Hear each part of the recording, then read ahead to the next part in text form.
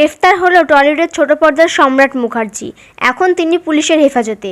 মদ খেয়ে প্রচণ্ড জোরে গাড়ি চালাচ্ছিলেন ছোট পর্দার অন্যতম তারকা সম্রাট মুখার্জি। এমনকি ঠিকভাবে দাঁড়াতে পারছিলেন না পর্যন্ত।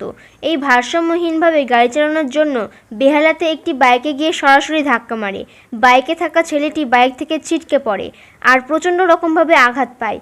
আপাতত ছেলেটি হাসপাতালে আছে আর সম্রাট মুখার্জি পুলিশের হেফাজতে। তিনি এত জোরে গাড়ি চালাচ্ছিলেন, বাইকে ধাক্কা লাগার সঙ্গে সঙ্গে পাশে একটি দেওয়ালে ধাক্কা লাগে আর দেওয়ালটি ভেঙে যায়। রাত 12:30টার সময় ঘটে যায় এই ঘটনা। শোনা গেছে তার সঙ্গে তার স্ত্রীও ছিলেন। সেখানকার সিসিটিভি ফুটেজে সবটা ধরা পড়েছে।